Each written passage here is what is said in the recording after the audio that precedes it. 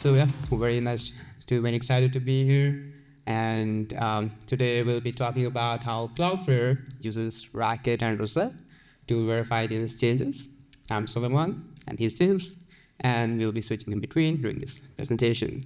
Before we kick off, can I just see with a raise of hands how many people here know about DNS or the domain name system? Oh, good, excellent.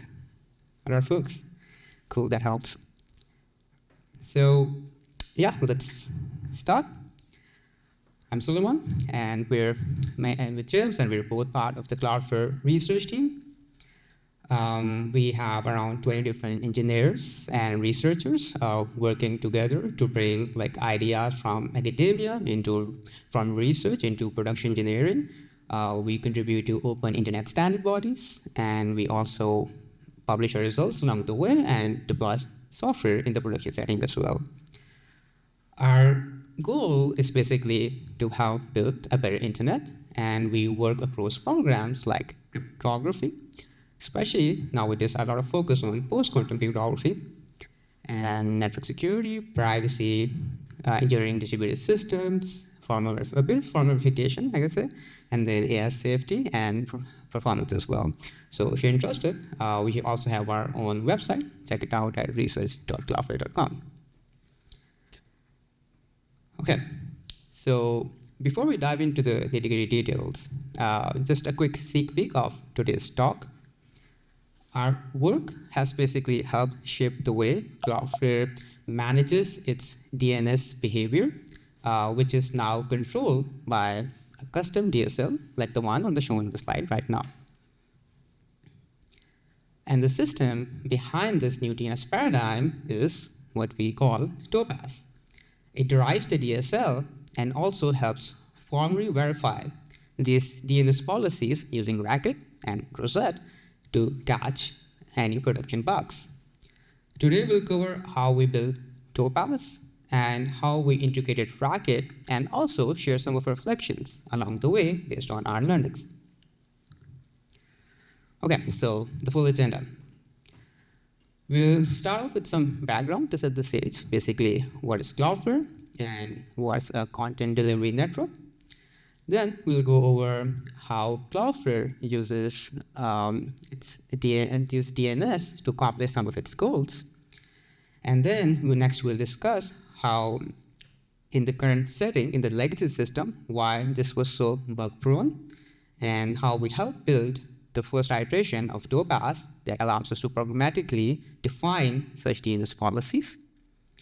And then we'll talk about the next iteration, which actually had Racket integrated which allows us to formally verify these policies. And we also wrote our own custom DSL, the one we saw in the last slide. And then finally, we'll share our reflections and some of the key learnings. Cool.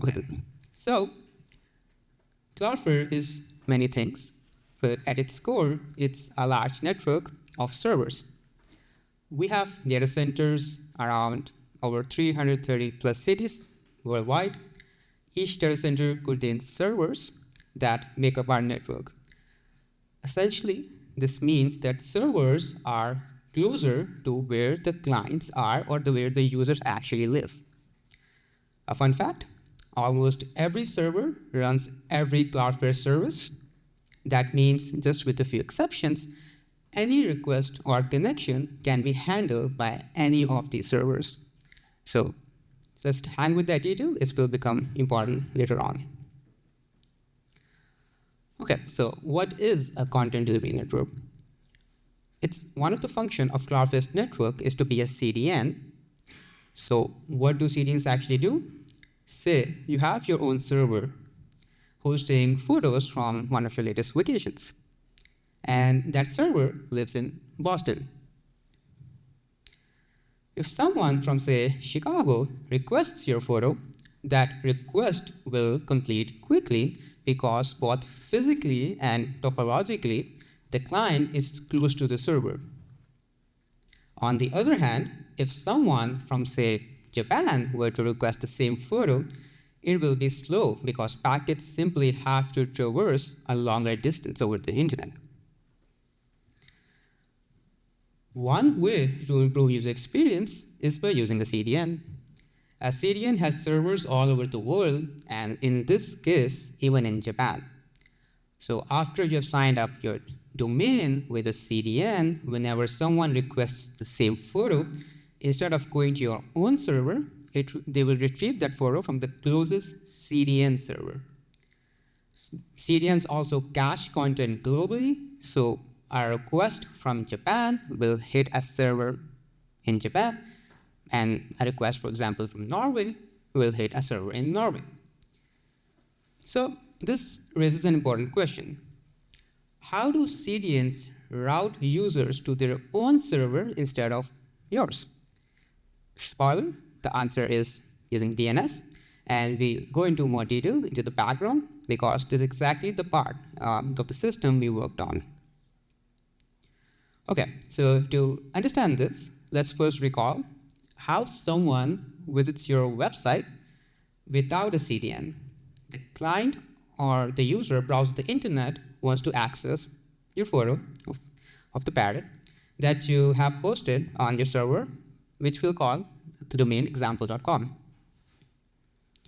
So in order to connect with the server and retrieve the photo, they must know the IP address of the server. And how do you know which IP address to use? Well, they use DNS. They send a DNS query to a DNS name server that is authoritative for example.com.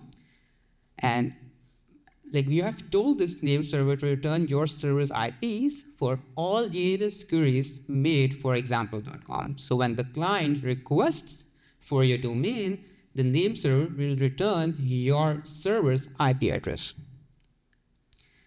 The client then makes an HTTP or HTTPS request to example.com via that IP address, which gets routed to your server. So simple, all clients, no matter where they are in the world, will receive this IP address when they make a DNS query for your website. Okay, so let's look at how this changes when you have a CDN now. Recall that the CDN servers will sit between the client and your server, which we'll now refer to as the origin server. So CDNs need all requests for your website to hit the CDN server and not yours. And to interpose like this, CDNs also make use of DNS. As a server operator, you sign up your domain with the CDN and make the CDN's name server authoritative for your domain. Now, the CDN then decides which IP addresses it needs to return for all DNS query to your domain. And if you notice, it will now return the new IPs, which are labeled in blue now, instead of your origin server IPs, which is the IP basically of the CDN server. So the client connects to example.com over the CDN's IP address now, hitting the CDN servers first, and if the CDN has the cache photo, it returns the photo, otherwise it connects back again to your origin server, retrieves the photo, caches it locally, and returns it back to the client. So this explains how CDNs receive the request, but then how do they get the request routed to the closest CDN server from the user? And remember that one goal for the CDN is to be close to everyone on the earth so that all requests for your photos are equally fast. Okay, so some CDNs use what we call DNS-based traffic steering. We won't go into the weeds here, and just high-level detail is enough to understand the later part of the talk, so hang in there with me. DNS-based steering is where a CDN assigns a unique IP to each server in every distinct location. So when a named server receives a DNS query, it checks where the query came from and returns the IP of the server, of the closest server to that location. So to illustrate that, if it comes from the US, it returns the IP shown in red, which is the IP of the server in the US. The client in the US then makes a consecutive or a later HTTP request to the server in the US. If in Japan, it turns the IP of the server in Japan. And note that the CDNs, this is a simple illustration. CDNs take also other factors into account, such as load balancing, and for example, if the Japan data center is getting overloaded, it might just start returning the IP address of the US server for Japan clients as well. So this is what we call DNS-based traffic steering, and it's a common technique used in CDNs. However, Cloudflare operates in a slightly different way. Cloudflare doesn't completely depend on DNS steering because we use something called BGP Anycast, which is also called like the Border Gateway Protocol. So Border Gateway Protocol allows different networks to negotiate which IP address they advertise. Again, no need to worry about this in the context of this talk, but just something to take into consideration. So the point is basically, traditionally when we think of IPs, we think that every server might just have its own unique IP address. BGP Anycast breaks this mold. With BGP, like multiple servers can advertise the same IP address, even if they are located in different locations. So, in the Cloudflare's case, the server in Boston and the server in Japan have now the exact same IP address, and so when a client queries for the name server, for example, .com, both clients in either locations get the same IP. Cool. All right. So, but when they make the request, each client packets are routed to the closest server automatically by BGP. So operationally, this is very convenient for Cloudflare because it frees our DNS operations from having to think about locations. This design is more in line of how IP addresses were originally designed in the first place, and that is only for reachability. This part isn't directly relevant to our talk today, but if you're curious about how Cloudflare balances load with BGP Anycast, feel free to talk to us afterwards or also check out our blog, which contains further details. Okay, so the bottom line is that Cloudflare is free to choose whatever IP address it needs to return using its DNS services. The ability to multiplex multiple domains on the same IP raises an interesting question that for Cloudflare, like given that we use Anycast, do we really need to return different IP addresses at all? Why use even more than one? Can we just return a single IP for every domain that we have? And could all traffic be served on the same single IP address? Well, yes, and we ran the experiment in one of Cloudflare data center back in 2021, and we put almost every customer on the same single IP address just to see if anything would break. And it didn't cause any problems. And you can read more about that in our paper that was published in SIGCOMM, and the paper is called Ties That Unbind. Okay, so we went through a big background, but the key takeaway for all of you is that Cloudflare can return almost any IP address for any DNS query.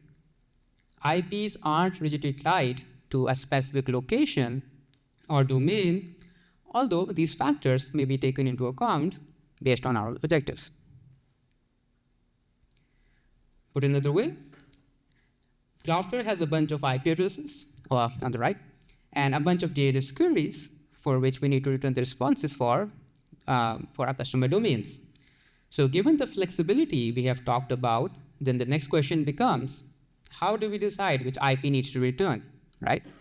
And how do we match between the names and the IPs? The answer is that Cloudflare chooses IPs to satisfy different kinds of business level requirements, which we call objectives. Consider the following type of example objectives that we have on the screen. The service differentiation one means like when different customers pay us differently or pay us more, they get relatively prioritized service on the network. We segment these customers using the return IP addresses. For example, our tier 1 customers will get IPs from our tier 1 IP prefix. The second objective is what we have on the slide, is the control rollout. In this case, it allows for us to safely roll out changes and new features incrementally on our network. So, for example, if we can gradually roll out a specified fraction of DNS queries to some IP address in a prefix, for example, in prefix X, and then the other half in the prefix Y, we can achieve like this gradual and controlled rollout style deployment. And the third in this case that we have is the experimentation objective, which we, for example, if you want to test out new services, you can imagine an objective like 10% of all DNS queries received in Boston should receive a random IP or some IP address from the range of A and B to test out our new service. So the job of Cloudflare authoritative name server is to satisfy these specific objectives. And if you closely look at these objectives, you might see a resemblance of some simple programs. And so hopefully you can see where we're going from here. Unfortunately, before Topaz, the system that we built, our way of satisfying these objectives was somewhat naive and had its own issues. Basically, we had a system that looked at all the domains that Cloudflare was responsible for and all the IPs that Cloudflare owned. This legacy assignment system would periodically and statically map all customer metadata, like customer name, domain names, service tier, and other fields, to specific IP addresses while trying to satisfy the various objectives. The result was a static set of assignments for every domain and to a particular or specific IP address. All right, so for instance, the assignment system might recognize that example.com is, for example, on the you see below, is a tier 1 customer and map it to an IP from the tier 1 IP prefix on the, for example, to satisfy the first service depreciation objective. So these assignments were then periodically pushed to our name server globally on our network, and whenever a name server received a DNS query, it would correspond with the specific IP address which it found in its set of assignments, and then return it back to the client. Well, there were a few problems here. The first is that objectives can conflict. For example, if you consider the query for example.com, which is, assume, our tier 1 customer, and it's also tagged that it needs to be part of the controlled rollout. So which objective do you actually satisfy? Picking either objective over the other for such a query can lead to bugs, since one objective is ignored. And so, unfortunately, Cloudflare's initial system used to swallow these conflicts, which has caused us incidents in the past. The second problem with assignment systems or static assignment systems is that it makes it difficult to debug our name server behavior. So consider that when you make a DNS query, the only response you're getting is a single opaque IP address. You don't understand what was the reasoning behind getting that IP address. So it makes for Cloudflare, looking at it just makes these assignments opaque. So if you don't know why you receive a particular IP, it just makes it hard to debug these problems. So there's no rationale for why certain assignments were created initially. And attaching such rationale is hard given the possibility of the conflicts and objectives that we discussed before. So to tackle these problems, we built Topaz, our system. The insight behind Topaz was that these requirements already look like programs. So why not express and execute them in that way? So rather than having an imperative system for such assignments, let's have the name server execute these objectives as programs. And that's exactly what we did. We created a new service that runs on Cloudflare's authoritative DNS name server on every CDN, which was a Topaz v1, and the service hosts each of our objectives as programs and executes them. So whenever the name server receives a compatible DNS query, it forwards it to the Topaz service through the inter-process communication channel, And since both of these services are running on the same data center or the same server in the data center, the Topaz service then runs that query through a set of programs, which we will call now policies, that encodes each of these objectives. Internally, Topaz maintains an order list of policies. So when it receives a DNS query, it executes each policy in order and returns an IP specified by the first matching policy. So in this case, since the client was in Boston, the third policy matched. And the corresponding IP that was specified by that objective was returned back to the client. So Topaz policies, as we just saw, are just simple programs, but they're made of two main parts. The most important part is what we call a match function. It's a function that takes as input a DNS query, including its parameters such as the requested domain name, the location of the server which received the DNS query, and other customer information, for example. So the output is a Boolean of the match function, which is true, indicating that the policy should execute, or otherwise false if it should not execute. The second important part is what we call the response function. So it also takes in the DNS query, but instead of returning a Boolean, it returns the IP addresses that needs to be returned back to the client.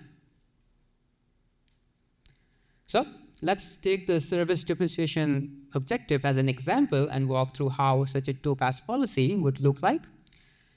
So the match function checks if certain conditions hold, such as the tier 1 parameter in the query is equal to 1 here, and if they do, the policy applies to the incoming query. And the response function will just return the appropriate tier 1 address as specified.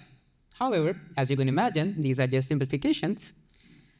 In practice, the signature of these expressions look something like the one listed below.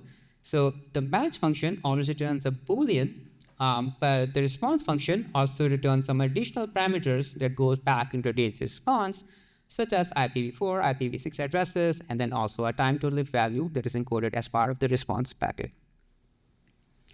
So here's what the response function would look like in reality. And in fact, policies have a third component, which we call the configuration. And basically, you can think of a policy's configuration as the variables that are hard-coded in the policy themselves. This configuration helps it to get parameterized. So rather than hard-coded constants like IP addresses or the tier or a TTL value, you can see we can just declare them in the configuration file. And here's a complete view of a Topaz policy for the service differentiation objective. On the slide, we show a single policy, but you can imagine for every different objective, you'll have a different policy with its own config, match, and response function. Yeah. Each policy, for the first version that we're talking about, the match and response function are Golang programs. So we used to use Golang before. And the configuration of the policy is expressed in YAML. Sneak peek, we later converted the match and response to our own DSL, but we'll see that later.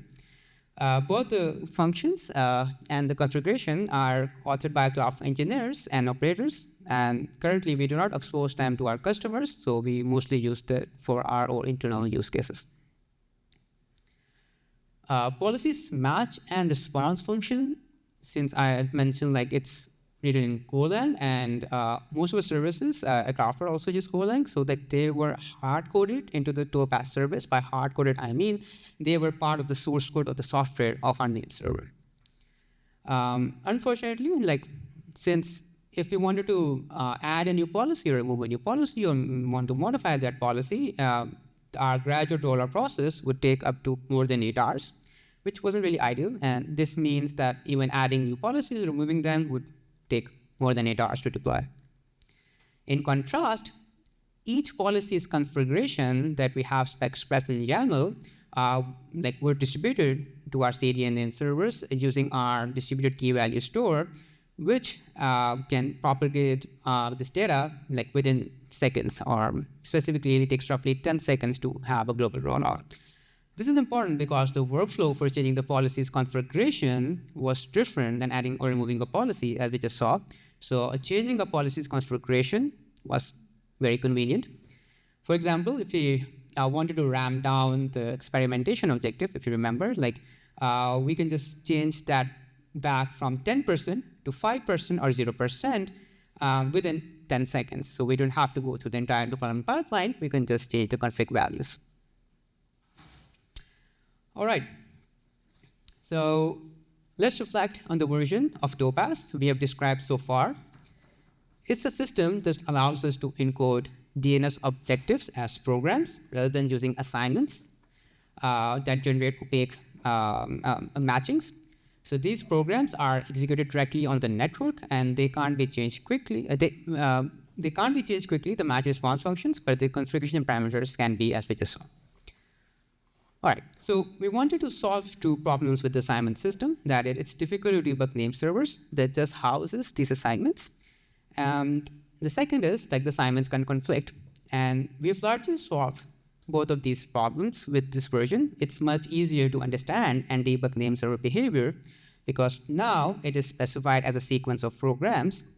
And it's also easier to explicitly prevent conflicts between objectives because policies in Topaz are executed in a priority order, as we saw before. So if one policy is ordered before another one, that one should take precedence, right? So this forces operators or authors that are defining these objectives to reason out about these conflicts when they're writing these policies and not at the time when they're being executed. Okay, well, our first version wasn't perfect. There were a few critical problems that still remained. As we saw, adding and removing a policy took a couple of hours, which wasn't really ideal. And although we have made these policy expressions clearer, it was still possible to write policies that could conflict with each other based on the interactions, right? And especially when authors don't really understand what another policy might mean or how they might interact with each other. Well, I'll now hand over the presentation to James, who would explain how we address these remaining problems with Topaz with the Topaz V2 and how we deduce Racket along the way. Good question. Yes. Topaz 1, were there any rules on what subset of Go you could write? Was it like a stylized Go? It's just go for it. Yes, standard. Question for the street. Yeah, sure. So the question was for in the initial version of Topaz V1, was the Go, did we use any specific version or styling for the Golang, or was it standard Go? So we just used standard Go. There was nothing specific or special that we use here. Okay, I'll hand over to James now. Test. Can everyone hear me okay? Okay. So basically, up until now, what we've done has been relatively straightforward engineering. The main insight has been this match response pattern, which shows up across the network literature in firewall rules, things like that. Topaz V2's main innovation is the introduction of a domain-specific language specifically for our needs. So to show you what this DSL looks like, this is how our match function looks in Go. Our match function in Go gets converted into Topaz-lang. Same functionality, but now you've got this nice expression syntax that should look familiar to all of you. Similarly, here's what the response function looks like. We've now got this special response expression. The configuration for the policy is also written in Topaz-lang, which is represented as a series of bindings from name to Topaz-lang value. Critically, though, the policy itself is still written in YAML, so we kind of have this awkward hybrid system where the config, policy, match function, and response function are all YAML strings that happen to be Topaz-lang expressions. This was really just to maintain some familiarity with engineers to ease them into the DSL. Importantly, all Topaz policies are expressed in this one file that's checked into Git. listed one after another, and that specifies the order of execution. All right, so why is having all policy info in one file really nice? Recall that before, configuration distribution took 10 seconds, but deployment took 8 hours. But now the distribution of any policy change, whether it be adding a policy, removing a policy, or changing its configuration, takes 10 seconds because all policy code is in this one YAML file that just used to contain the configuration. This file is distributed to the edge, like before, with our global key value store, which takes about 10 seconds. So the Topaz service now includes a Topaz-lang interpreter, and it interprets Topaz-lang programs in response to DNS queries in real time. This happens today. So in fact, there's a relatively good chance you have made a DNS query today for the internet that triggered a Topaz-lang program. So the only time we really need to redeploy Topaz itself is when we need to make a change to the interpreter. And just as an implementation detail, the interpreter is super simple, just a naive tree walk interpreter. When Topaz receives a request, it lifts the request into Topaz-lang and then lowers the response back to the form the name server expects when it's finished. Just looking at the DSL, it's really simple and limited. It's not Turing complete, just makes it easier to reason about. It has conditionals, Boolean operators. There's no ability to define functions within the DSL itself. They're all written in the host language, Go. And then we have a bunch of domain-specific types that just eliminate ambiguity when expressing things like IP addresses and IP prefixes and TTLs, things like that. So one concern when moving from Topaz v1 to v2 was the overhead of interpreting these programs in response to live queries. Latency, especially DNS latency, is very important to Cloudflare, as you can imagine. So we ran some micro benchmarks to see the cost of executing in match functions, basically in Go versus Topaz-lang. The bold numbers represent the latency percentile when using the DSL in milliseconds. So for instance, in the top right corner, at 100 policies, Topaz-lang's 99th percentile is 6 milliseconds above Go. For now, these overheads are acceptable, although in the future we might consider optimizing the interpreter further. All right, so with Topaz v1, adding and removing policies took 8 hours, but now all policy changes take 10 seconds. However, programmers still have to reason about their policy changes to make sure they're correct and do not interfere with other policies. We basically lack automated bug finding. So to achieve automated bug finding, and this is where a lot of the kind of research, more applied research came in, we built the Topaz formal verifier. So basically the verifier takes the policy file containing all the policy configs and match functions, and then complains if it finds a potential bug. So these are the policies we're going to use as an example going forward in this section. So let's just run through them really quickly. The first one just matches when the service tier for the query is 1. The second one does the same thing except for service tier 2. And the third one matches for all queries received in Boston for 10% of those queries. Okay? So it checks whether if it gets a random number between 1 and 10, it checks if that equals 1. So we verify policies using Rosette, which is a Racket-lang. I'm sure many of you are familiar with it, but if you're not, it supports a subset of Racket. So if you can express your interpreter for your language in Racket, you kind of get verification for free. This is very appealing to us because neither of us are experts in formal methods. So you can make logical assertions about programs in your language, and Rosette will make sure they hold. And it does this by converting your program and assertions into logical formula, and which are checked for satisfiability with an SMT solver like Z3. So basically we wrote a Topaz-lang interpreter in Racket. We can hand it a set of policy programs and reason about properties that may or may not hold over those programs. A really short illustration of how Rosette works. Its key feature is the ability to define symbolic values, like a symbolic integer shown here. You can then bound the symbolic values using assumptions, here saying it has to be less than 100. And then we can define a simple square function, which I'll use as an example here.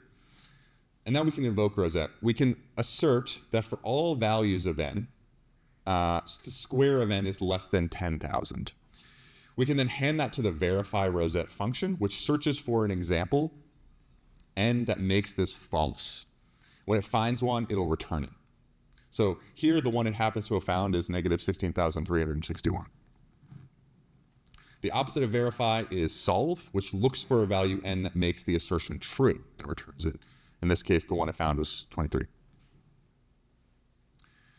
So let's talk about the properties we verified using Rosette. The first and simplest one we check is called satisfiability. We just make sure there exists a query that causes each policy's match function to return true.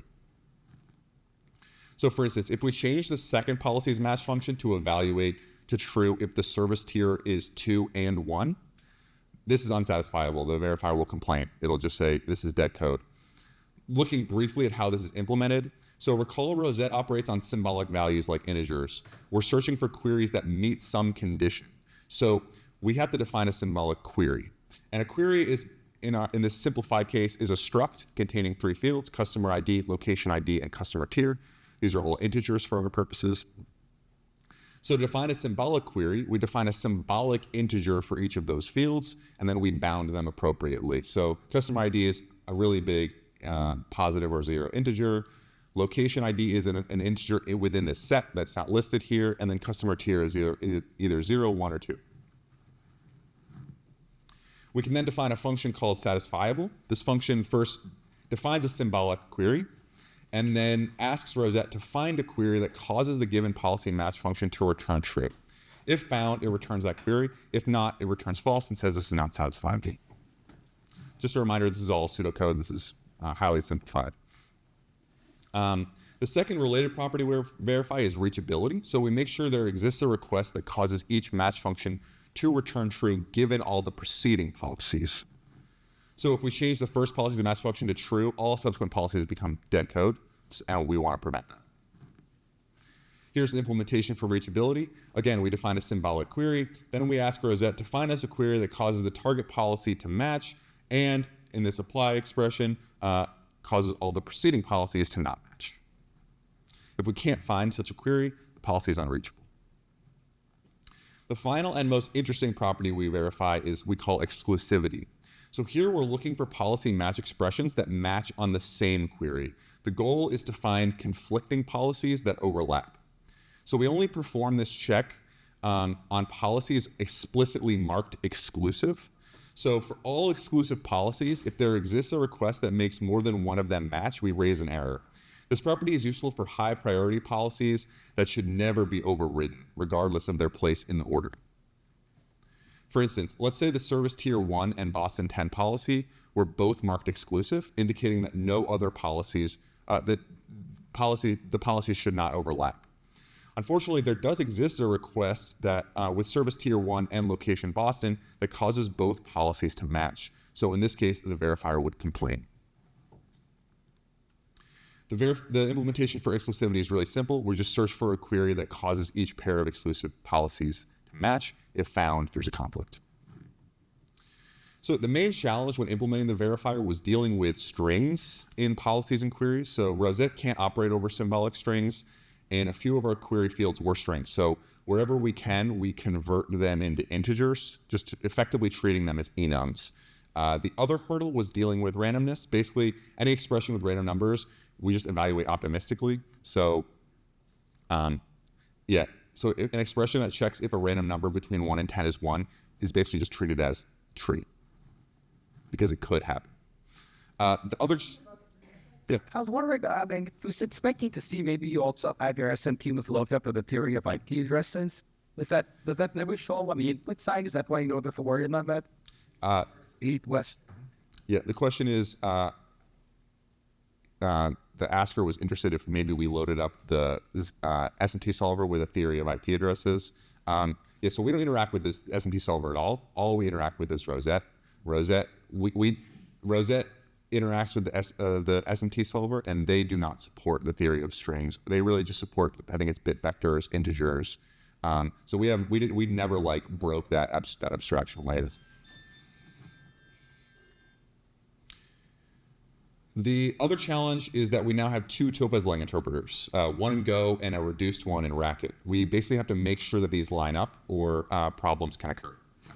Click 5% previous. With random, could you break the randomness with the DSL so you could have something like with probability n in the DSL? And then also you want to explore cases where it turns out false, because maybe there can be like bad simulations where they come out false and that can cause something. Yeah. So the question was, could we lift randomness into the DSL? And then are there also cases where we want to explore where the case is false?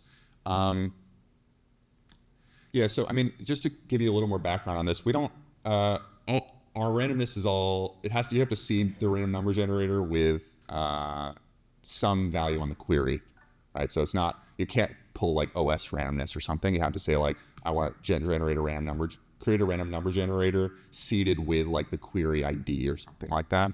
That is supported. Yeah, does that answer your first question? What I meant is that it seems like what you want to do is want to say 10% of time to this. And then so you, instead of having random in the DSL, in DSL is like some kind of choice operator, probabilistic. And then they drop the variable. The verification, just treat that as the true or false, like serve up false. Yeah. Interesting. I mean, I think that's roughly what happens actually. Yeah. And then to answer your second, what was your second question, sir? I'm saying once you have the ability to say like making choice, yeah, you would treat it as both. Yeah. So yeah, I mean, I think we could do that. The main, because if you look at our properties, it's usually like, is it possible for this policy to match? So usually that's the question we're concerned about. Is it possible at all for this policy to match? But we can do that kind of reasoning if we wanted to. And I guess maybe because these are large statements, the true is the interstate case. The false is like it didn't match, and therefore. Yeah. So just to. I think we'll hold further question discussions till the end. Sure. Okay. All right, so we're excited about one final thing you can do with the formal verifier. We call this formal diffing. It's not a guarantee. Basically, whenever a developer makes a change to any policy, the formal differ will just give the developer some example queries to help them understand their changes.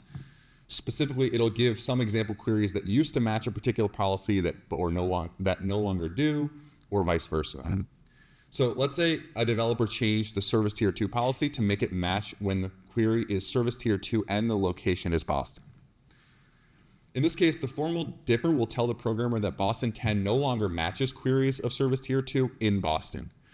Because they're not marked exclusive, this is not necessarily a bug, and other queries might exist, but it's just basically giving a little hint to the programmer saying, hey, just in case you didn't notice, this has changed. And here's how we implement formal diffing. So first we define a helper function called a reaches target, which just returns true if the given query matches the given policy, but not the preceding policies. And then we define find diff, which defines a symbolic query and then searches for a query for which reaches target is not the same for the first version and the second version of the policy. And we repeat this for all the policies. All right, so that wraps up our discussion of the verifier. One thing we haven't talked about is performance. We have more performance numbers in the paper and the blog, but the key takeaway is that running our verified properties over 7 policies takes about 6 seconds, which is totally fine for our needs. All right, so with the verifier, we've now added the final piece of the puzzle that we were searching for, automated bug finding. We now have safeguards that prevent some of those notorious DNS bugs, which I'm sure you've experienced. Some quick stats on Topaz as it's deployed today. So there are currently 8 active policies. I think at most there's been about 10. The Topaz service globally receives 3 million queries per second, and Topaz policies decide about 300,000 of those per second. So a Topaz policy returns true, match expression returns true for about 300,000 of those. Anecdotally, verification has caught about 5 major bugs before deployment. Codebase is 14 lines of Go and about 2,000 lines of Racket. All right, this is basically the end of the presentation. We're just going to conclude by reflecting a little bit on what we built. So the major strength of Topaz has been this match response paradigm. It makes it easy to quickly scan policies and understand when they run by just looking at match functions. Also, only match functions are examined by the verifier, which means response functions can call functions that aren't necessarily verifiable. They can basically be arbitrarily complex. Having each name server execute the same code has also simplified debugging a lot. And finally, having our entire behavior specified in a single file has made things much easier for everybody to understand. Furthermore, the ability to change anything in 10 seconds has been extremely useful for experimentation, which has turned out to be kind of one of the most high impact uses of Topaz after we built it. Topaz has been deployed for about 3 years now, and it hasn't caused any major incidents so far, which is very good. On the other hand, Topaz has some weaknesses or challenges. So having to maintain 2 interpreters is kind of a pain. Luckily, the language doesn't change too much. The big weakness is that the verifier requires reasoning that software engineers who spend most of their time thinking about networks are not used to doing. It being written in Racket, a language few people at the company are familiar with, doesn't really help. The other big question is whether using a DSL has been worth it. It's definitely been jarring for engineers at first, but generally accepted. One engineer said, I don't really use Lisp-like languages, but it does seem appropriate here, which is encouraging.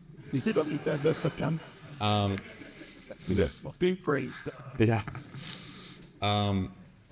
So yeah, I thought it would be interesting for Suleman to talk a little bit about what learning Racket was like. Before this, Suleman didn't know Racket at all. I went to Northeastern for undergrad, pre-curriculum change. So learning and writing Racket was pretty familiar to me. But Suleman never worked on it before, so maybe just he could talk a little informally about what learning Racket was like. Yep. So yeah, as just mentioned, like I didn't have a formal background in formal verification, or it was my first time working with Racket. I've worked with Haskell before, but not in a production setting. So I was totally new for me, the style of programming. But I just honestly want to give a shout out to all the maintainers for Racket. I found the documentation supremely useful. The styling guide and all the teaching resources, I think they were quite decent enough for me to get started quickly. And also, Dr. Racket was very helpful initially, especially when it has those arrows with the UI and tracks how this is going on and the code is traversing. Felt weird at first, but it ended up being very, very, very helpful. Very helpful. I think there was definitely some learning curves, but I've been programming for a few years, so you have this general sense of how the program works, and so I was able to navigate it through it. There was a lot of code review, and I had to write a lot of Racket as well as part of the process, so I will naturally got accustomed to it. Honestly, the bigger challenge for me was to not mess up the verification model. There was that. So, for example, even if we had to write validation tests for it, we had to think from the functional programming style perspective instead of having a way to just have a mutable state and then based on imperative programming. So that was something that kept me on my toes. It's I think I really found the pattern matching system with Racket very, very powerful. We were able to express the same logic in Racket in much fewer lines of code, although it required a lot more thinking critically. But I think that was very, very appreciative of it. So I'm not an expert yet, but I'm no longer also uncomfortable with the style, and I really appreciate the effort that the community is putting into the ecosystem, and I see there may be other potentials in the systems that we work with, and we can have some more Racket working there. But yeah, probably maybe we return back in a future presentation for a new system. But yeah, that's it. Thanks all, and we open the floor for any questions.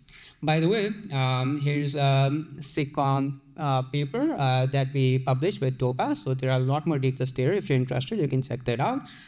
For more lightweight study, we also published a blog post a few months ago on Topaz. And then if you have any further queries or questions, feel free to also reach us at ask/research@cloudflare.com. So thank you. We'll open the floor for questions.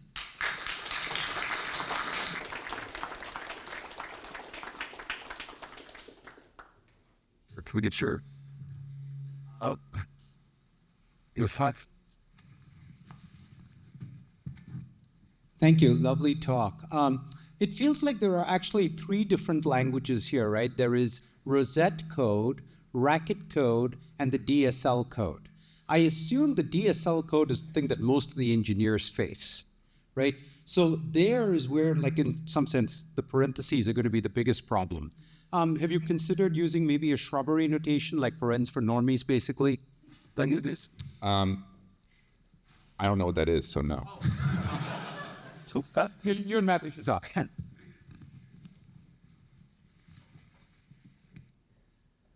But I think with the parenthesis style, like they have been like a bit intimidating for some of the engineers who are not used to that lib style of program.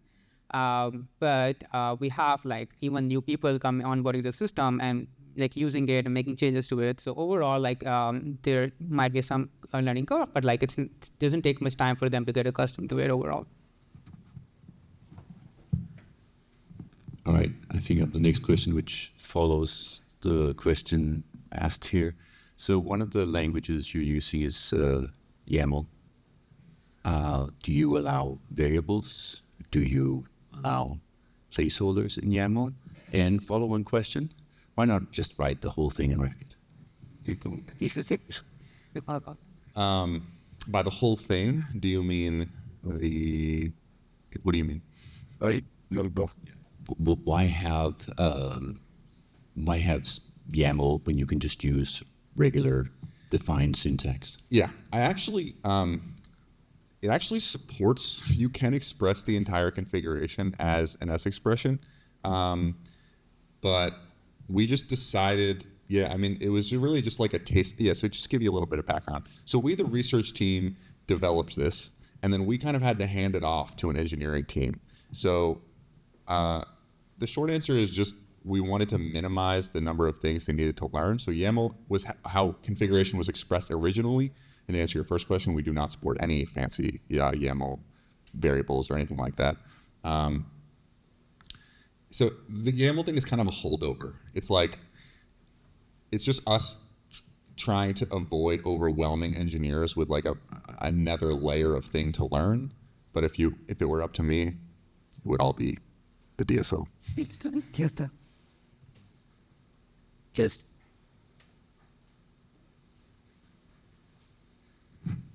you mentioned having 2 different implementations of the interpreter, the Go one and the Racket one. I was curious about first how you have worked to keep them implementing the same language, and second, if you have considered at all or what barriers there would be to being able to use a Racket interpreter also for the place where Go is used now. Yeah, so how do we keep them in check? I mean, we just do our best is a short answer. We have extensive tests.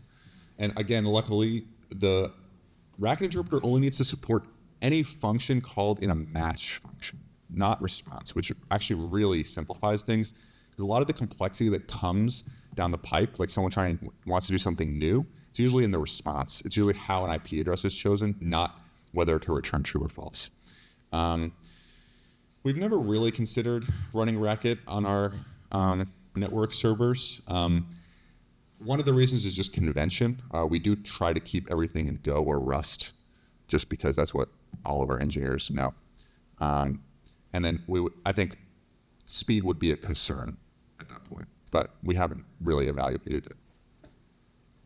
Just one thing to add there also, like our Golang interpreter runs first, and it does a lot more type checking, so that it was easier for us to write the interpreter in Racket, since like we were able to assume like a lot of types that were coming in were correct in that form.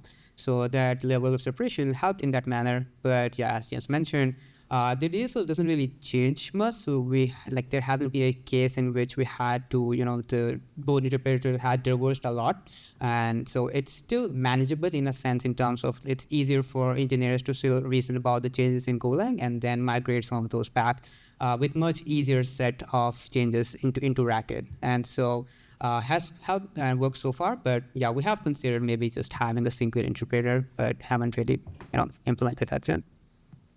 All right, well, it's 10 o'clock. Why don't we thank our speakers one more time?